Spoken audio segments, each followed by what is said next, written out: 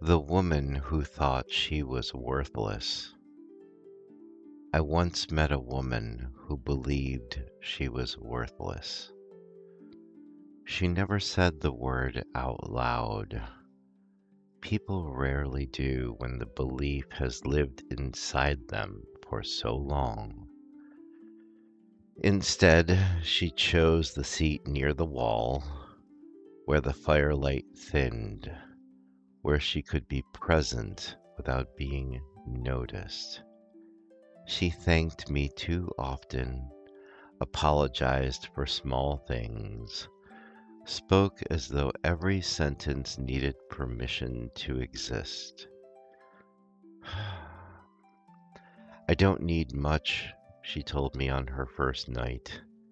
Just somewhere I won't be in the way. People who feel worthless don't think they deserve comfort. They believe comfort is something you earn by being useful, impressive, or easy to love. The tavern, of course, disagreed. She stayed for several nights, never asked for stories, never joined the laughter near the hearth. She watched the fire, the way people do when they're hoping it might explain something no one else ever did. Late one evening, after the mugs were emptied, after the floor settled, after the tavern breathed into stillness, she spoke. I don't think I matter, she said. Her voice was calm, too calm. I don't make anything better. If I vanished, the world would just adjust and forget. Worthlessness rarely shouts. It speaks softly, logically, like it's already done the math. I dried a mug, set it down, rested my paws on the bar. Tell me, I said, does the hearth earn its place by being loud? She shook her head. Does it earn it by being beautiful? No. Then why do we keep it lit? She stared into the fire. Because, I said gently, it holds warmth even when it's quiet, and because without it, the room forgets how to rest. Something shifted behind her eyes. Not healing, not hope, but a door no longer fully closed. Worthlessness is a careful liar. It teaches that value must be visible. If you are not needed urgently, you are not needed at all.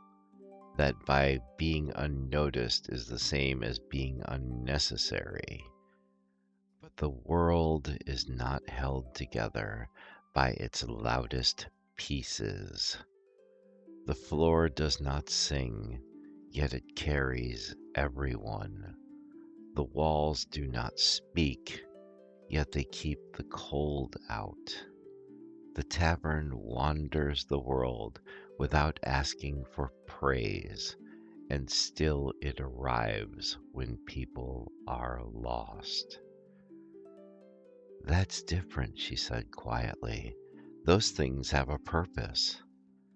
So do you, I replied. You're just measuring yourself by a scale that only counts noise. She said nothing. That was enough. She did not wake the next morning suddenly lighter. Healing rarely works that way. But she stayed.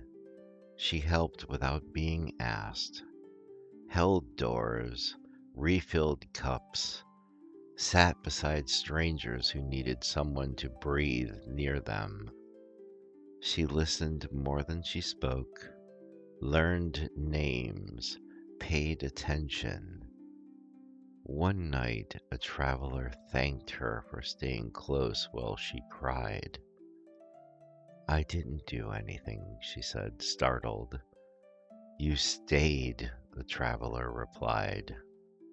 Later, she told me about it. Her voice trembled, not with pride, but with confusion. I didn't know that counted. I said, that is because worthlessness never tells the truth. If you feel worthless, listen to me now. Your worth is not proven by usefulness. It is not erased by exhaustion. It does not vanish because you are quiet, unsure, or still learning how to take up space. You are not a burden waiting to be justified. You are not an apology with a pulse.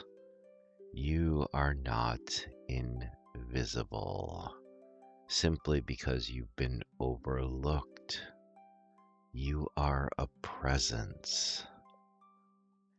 And sometimes presence is the difference between someone breaking and someone making it through the night.